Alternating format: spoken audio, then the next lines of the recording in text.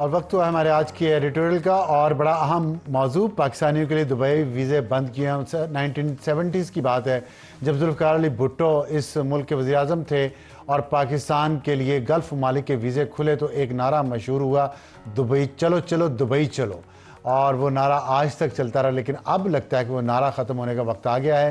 Dubai کے ویزے پاکستانیوں کے لیے مشکل سے مشکل ہوتے جا رہے ہیں۔ سرکاری اعداد و شمار کے مطابق تقریباً 43 لاکھ سے زیادہ پاکستانی متحدہ عرب امارات میں موجود ہیں۔ زیادہ تر دبئی میں ہیں، لیکن پورے متحدہ عرب امارات میں 43 لاکھ پاکستانی، جو میرا خیال ملتان شہر کی آبادی جتنا ہے یا اس سے تھوڑا کم ہوگا، اور بہت بڑی تعداد ہے یہ۔ لیکن اس کے ساتھ ہی پاکستانی شہریوں کے ویزا مسترد ہونے کی تعداد میں بھی اضافہ ہو گیا ہے، اور ہر ٹریول ایجنٹ کا یہ جواب ہوتا ہے کہ پاکستانی پاسپورٹ پر اگر آپ کے پاس یو کے کا پاسپورٹ ہے، یو ایس کا ہے، کسی اور ملک کا ہے تو شاید مل جائے، لیکن پاکستانی پاسپورٹ پر ویزا نہیں مل رہا ہے۔ اس کے باوجود کہ تمام شرائط پوری کی جا رہی ہیں، جو شرائط سخت سے سخت ہو جا رہی ہیں، اور وجوہات کیا ہیں؟ سیکرٹری برائے اوورسیز پاکستانیز کا اسی ہفتے سینٹ کمیٹی میں جو انہوں نے انکشاف کیا، اس میں انہوں نے کہا کہ متحدہ عرب امارات سے غیر ہنرمند پاکستانیوں کی ڈیمانڈ میں کمی آئی ہے۔ غیر ہنرمند وہ لوگ ہیں جن کو کوئی سکل نہیں آتی، جو پڑھے لکھے نہیں ہیں اور صرف مزدوری کرنے وہاں جاتے ہیں۔ دوسرے ملکوں سے پڑھے لکھے لوگ وہاں پہ جا رہے ہیں اور ان کے سکلفل لوگ وہاں پہ جا رہے ہیں، اور اس کے مطابق پاکستانی ویزا ختم ہونے کے بعد وہیں رہ جاتے ہیں۔ وہ وہاں پہ سیاسی معاملات میں، سوشل میڈیا پہ ایسی باتیں کرتے ہیں، ایسی سرگرمیوں میں حصہ لیتے ہیں جو وہاں کے قانون کے خلاف ہے، اور وہ لوگ دیکھتے ہیں یو اے ای والے کی شرارتیں کر رہا ہے تو وہ پھر وہاں سے انہیں نکال دیتے ہیں یا ان کو وہ ویزے نہیں دیتے۔ اور نئی شرائط بھی عائد کی ہیں، جس میں ایک ضروری شرط یہ ہے کہ ضامن ہونا چاہیے، اور جو ضمانت دے کہ ویزے کی جتنی میعاد ہے اس کے دوران یہ واپس آئے گا، اور اس کے ساتھ آپ کو ایک حلف نامہ بھی اب لگانا پڑتا ہے، اور پولیس کا جاری کردہ سرٹیفکیٹ بھی لازمی جمع کروانا پڑتا ہے۔ اور اس میں دبئی میں جو پاکستانی کونسل خانے کی ویب سائٹ پر خصوصی ہدایت دی گئی ہیں کہ شاہی خاندان کے اراکین یا ان کے معاملات پر گفتگو کرنے سے پرہیز کریں، متحدہ عرب امارات میں کسی بھی مذہب کی تصدیق نہ کریں، وہاں پہ رہائش کے دوران وہاں کے ملک کی پالیسیوں پر تنقید نہ کریں یا اپنے ملک کی پالیسیوں پر تنقید نہ کریں، نفرت انگیز مواد یا متحدہ عرب امارات کی پالیسیوں پر تنقید مجرمانہ فعل ہے، وہ جیل کر دیں گے اس پہ۔ اور سیاسی تقاریب، جلسے اور جلوسوں کا اہتمام نہ کریں اور نہ ان میں شریک ہوں۔ ایسی تقریبات کے حوالے سے یو اے ای بہت حساس ہے، اور اس کی خلاف ورزی کرنے والوں سے سختی سے وہاں نمٹا جاتا ہے۔ کیونکہ چاہیے کہ اپنے ملک کی خیر خود ہم عزت ہمیں بنانی ہے، وہاں جا کے ہم نہیں بنا رہے تو کون بنائے گا؟ دوسرے تو ظاہر ہمارے خلاف ہی بات کریں گے، تو ملک کی عزت کا خیال کریں اپنی ذاتی ناپسند سے اوپر جا کے۔ ہاٹ ایشو ہمارا آج کا ہے کہ امریکہ پاکستان سے چاہتا کیا ہے، اور پاکستان امریکہ سے کیا چاہتا ہے، اس پر بھی بات کریں گے۔ ہمیں جوائن کیا حسین حقانی صاحب نے، سابق سفیر ہیں، سینئر تجزیہ کار ہیں، اس وقت یو اے ای میں موجود ہیں۔ حقانی صاحب السلام علیکم۔ وعلیکم السلام۔ آپ دیکھ رہے ہیں بڑی گرما گرم بحث چل رہی ہے اس وقت پاکستان میں، اور کچھ امریکن جو پارلیمنٹیرینز ہیں، پارلیمنٹ تو نہیں، وہاں کی سینٹ ہے یا کانگریس مین ہیں، اور جو پریزیڈنٹ ٹرمپ آ رہے ہیں ان کے ساتھ آنے والی جو ٹیم ہے، اور پریزیڈنٹ بائیڈن نے جاتے جاتے پاکستان پہ بیلسٹک جو میزائل پروگرام ہے اس پہ پابندیاں لگا دی ہیں۔ تو یہ بہت کچھ ہو رہا ہے، اور عمران خان کے حوالے سے بھی باتیں ہو رہی ہیں۔ بلاول بھٹو نے یہ بھی کہا ہے کہ عمران بہانہ ہے اور ایٹمی پروگرام نشانہ ہے۔ دوسری طرف یہاں یہ کہا جا رہا ہے کہ پاکستان کو ایک بیلنس پالیسی لے کے آگے چلنا ہے، جس میں نہ ہی وہ چائنا کی پاکٹ میں چلا جائے اور نہ ہی امریکہ کی پاکٹ میں جائے۔ آپ ان سارے معاملات کو بہت قریب سے دیکھتے رہے ہیں، نہ صرف ایک سفارتکار کے طور پہ بلکہ ایک اسکالر کے طور پہ بھی۔ آپ نے اس پہ بہت ساری کتابیں لکھی ہیں، آرٹیکلز لکھے ہیں، ابھی بھی اس پہ بات کریں۔ آپ تھوڑا بتائیں گے اس وقت کہ بڑی ہی ایک اہم سچویشن ہے جس کا پاکستان سامنا کرنے جا رہا ہے اگلے چند ایک ہفتوں میں۔ کیا ایڈوائز کریں گے آپ پاکستان کو، پاکستان کی قوم کو، پاکستان کی پارلیمنٹ کو، پاکستان کے فیصلہ سازوں کو اور ہائیبریڈ گورنمنٹ کو؟ ابصار عالم صاحب، میرا جو مشورہ ہے وہ شاید لوگوں کو قابل قبول نہ ہو، کیونکہ وہ ہمارے مزاج کے خلاف ہے، اور وہ یہ ہے کہ ذرا ٹھنڈے رہیے، آرام سے رہیے۔ یہ جو خارجہ پالیسی کے بڑے بڑے فیصلے ہوتے ہیں، ان میں آرام سے ٹھنڈے طریقے کے ساتھ بات کرنا ہمیشہ زور و شور سے بہت بہتر ہوتا ہے، لیکن ہمارے ہاں کوئی چیز بغیر غل غپاڑے کے ہو نہیں سکتی۔ अगर आपको याद हो तो भारत ने जब एटमी तजुर्बे किए तो पाकिस्तान पर लाजिम हो गया था कि वो भी एटमी तजुर्बे करे। लेकिन इतना शोर मचा, हर हुकूमत के मुखालिफ ने उस वक्त हुकूमत को बुरा भला कहना शुरू कर दिया कि जी इनमें तो दम ही नहीं है, ये तो हिम्मत ही नहीं कर सकते।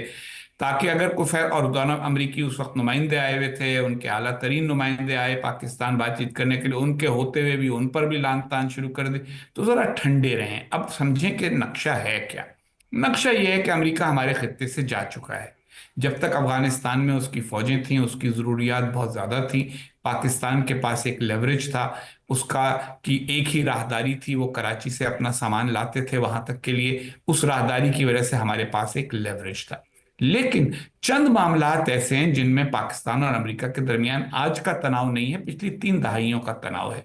उनमें एक हमारा एटमी प्रोग्राम भी है। अमेरिका का कहना यह है कि आपका एटमी प्रोग्राम अव्वलन तो हमारे आशीर्वाद के बगैर, हमारी मर्जी के बगैर और हमारी मुखालफत के बावजूद बना। ऊपर से आपने कभी भी इसके ठीक। ऊपर किसी किस्म की निगरानी को कबूल नहीं किया। भारत ने कर लिया, उन्होंने सिविल न्यूक्लियर डील जो की, उसके नतीजे में बहुत कुछ उन्होंने ट्रांसपेरेंसी अमेरिका को दे दी। कभी ना कभी हमें भी ट्रांसपेरेंसी अच्छा। निगोशिएट करनी होगी, ताकि वो मुतमईन हो जाए कि भाई ये जो प्रोग्राम है ये पाकिस्तान के दुश्मनों के लिए, और अगर हम पाकिस्तान के दुश्मन न हुए तो हमारे लिए कोई खतरा नहीं होगा। ये बातचीत खुफिया तौर पर मुशर्रफ साहब के दौर में हुई थी, लेकिन उसके बाद से आज तक इसलिए नहीं हो सकी कि हर सिविलियन हुकूमत इस बात से घबराती है कि कोई बात मीडिया में आएगी तो हमारे बारे में क्या कहा जाएगा।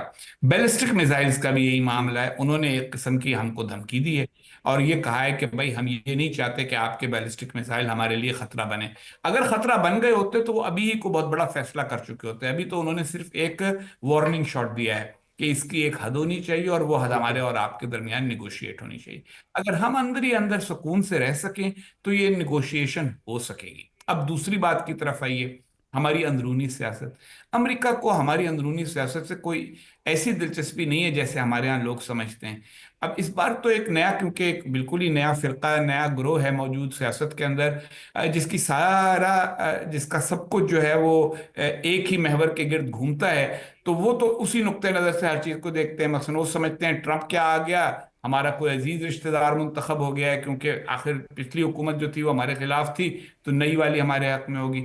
ऐसा नहीं होगा। अमेरिका की जो भी हुकूमत होगी वो अमेरिका के जो तजवीराती मफादात हैं, स्ट्रेटेजिक इंटरेस्ट हैं, उनके मुताबिक फैसला करेगी। और वो क्या है? वो है चीन को कंटेन करना, भारत को चीन के मुकाबले पर खड़ा करना।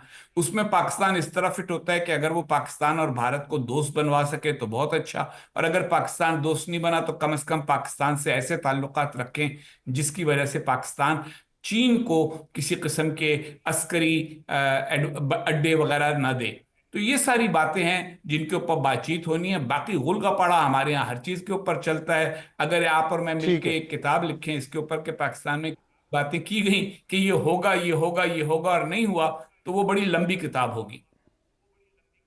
अच्छा, आपने शुरू में कहा कि आप जो बातें करेंगे वो लोगों को पसंद नहीं आएंगी, और हमें पता है कि बहुत सारे लोगों को आपकी माजी की बातें पसंद नहीं आई।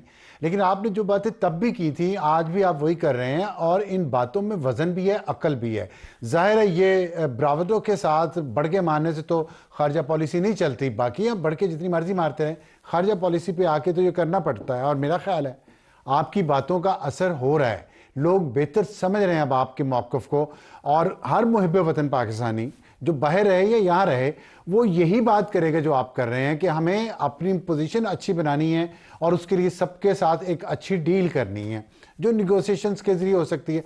यहाँ जो हमने सिग्नल पिक किए पाकिस्तान में, तो उसमें तो ऐसा आंसर नज़र नहीं आता जिसकी तरफ आपने भी जिक्र किया कि ऐसे नहीं हो, डिप्लोमेसी ऐसे नहीं चलती। और पाकिस्तान भी चाहता है कि कुछ ना कुछ इन चीज़ों पे बात करे, जो सिविल न्यूक्लियर आप हमारा प्रोग्राम है या जो मिसाइल टेक्नोलॉजी किस हद तक हमें ले जानी है। तो ऐसा यहाँ पे मुझे इतला है वो कोई नेगेटिविटी नहीं है। लेकिन ये जो एक नया फैक्टर आया है ना नैरेटिव का, उसमें जो पीटीआई और वहाँ कुछ बैठे हुए जो लोग हैं, उनके जो ताल्लुकात हैं, जो लॉबिंग उन्होंने कुछ लोगों से वहाँ की है, उससे मामलात में यहाँ पाकिस्तान में उलझाव बहुत आ गया है। और ख़ास तौर पे उन लोगों के जहन बहुत उलझ गए हैं जो रिटायर्ड हैं, लेकिन उनका असर और नफूज आज भी है पॉलिसी मेकिंग में।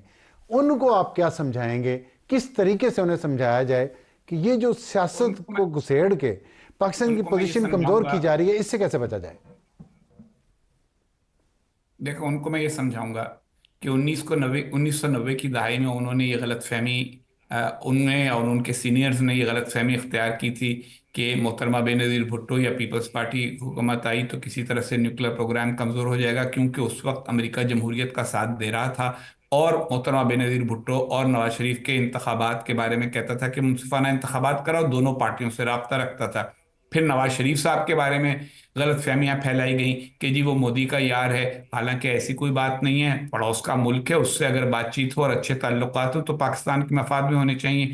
یہ جو اکھاڑے کے پہلوان ہیں، جن کا یہ ہوتا ہے کہ جیسے بس ہمارا پہلوان جو ہے وہ کسی طرح سے اوپر ہو جائے، اس کے علاوہ باقی سب کچھ باقی ہیر پھیر ہے، وہ اس طرح سے بات چلتی نہیں ہے دنیا میں۔ ان کو سب کو ٹھنڈا ہونا پڑے گا، یہ سمجھنا ہوگا کہ جو بھی پاکستان میں حکومت ہوگی، جو بھی اس میں ذمہ دار ہوگا، وہ پاکستان کے مفاد میں فیصلے کرے اور اس کی رہنمائی کی جائے پاکستان کے مفاد میں فیصلے کرنے میں۔